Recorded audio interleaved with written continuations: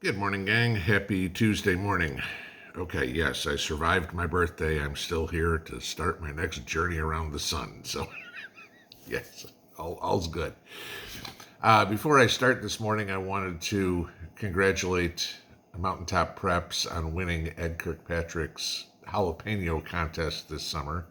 I know Ed said that I won. It wasn't actually me that grew it. It's not actually me that's going to get the prize either.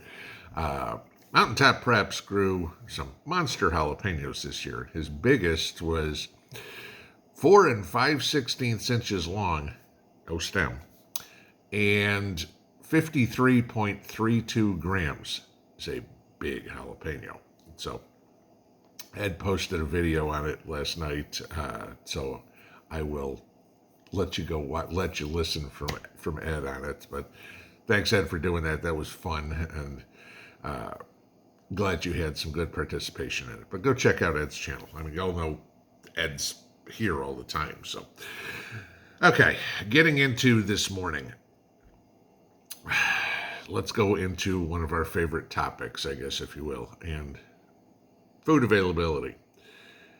I hope you like Joe's policies, okay? You know, the open borders and the defund the police. Because those policies are doing a great job to make your prepping all that much more important, especially if you live around Washington, D.C. This is only the first one, okay, because you know what's coming more. We prep all the time for big events. Oh my God, do we go to war? Is there an EMP? Okay. We also prep for things, personal SHTF, a job loss, or, hurricane, tornado, fire, any of those things that we see too. But what if what you're prepping for is none of the above? What if it is just the ramifications of poor decisions?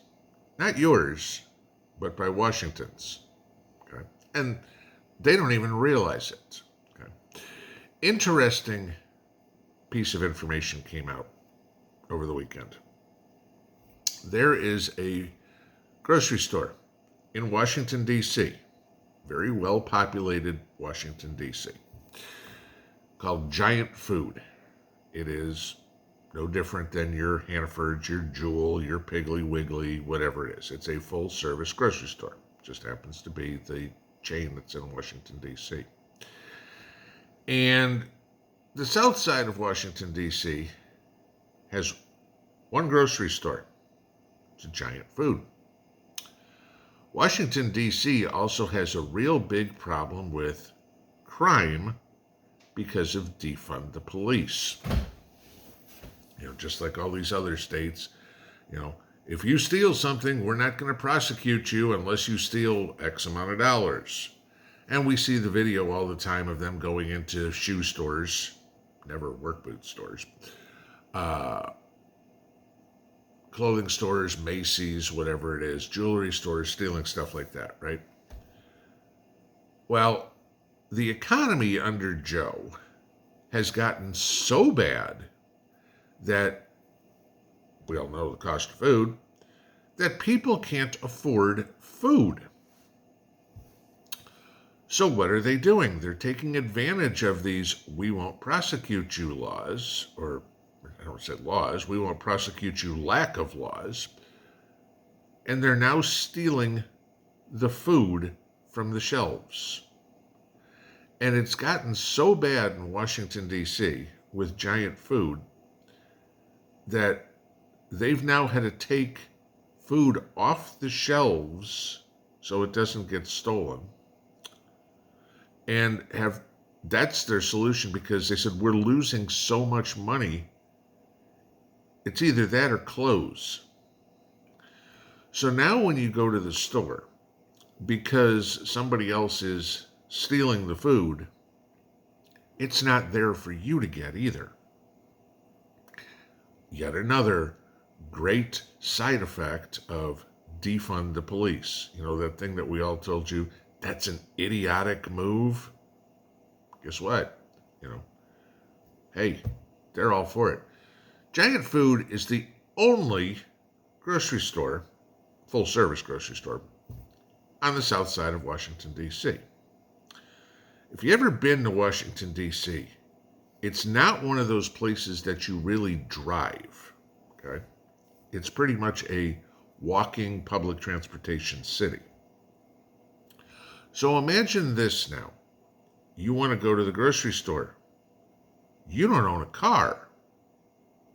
You have to get on the bus, go to the grocery store, and buy whatever you can carry on the bus home. Because there isn't a grocery store nearby. If you think they're stealing from the grocery stores, what do you think is going to happen when you're on the bus? Gee, I really would like some bananas. That person over there has some. Washington, D.C., that very prim and proper city that doesn't have any problems. Give me the bananas. Okay? This is what you're looking at. Rampant shoplifting is now hit the grocery stores. Has it happened near you? It depends on where you live, okay? Maybe if you live somewhere like me, and I don't know, I haven't talked to the people in the grocery stores, but I haven't heard anything. Doesn't seem like we have much of a problem with that around here. I mean, every store does, sure, don't get me wrong, just not to the scale that Giant Food is having. But imagine now that people are stealing food now when we're still a relatively civilized country. Imagine what happens when the balloon goes up. Okay? Everything gone, wiped out. And this is going on now. This is going on before we have any sort of catastrophic issue. What happens now if you go to the grocery store and there's no food on the shelves? Or what happens now if you go to the grocery store and there's a sign that says closed, out of business? Maybe you're fortunate enough to be able to go to another grocery store. Maybe you're not. Okay.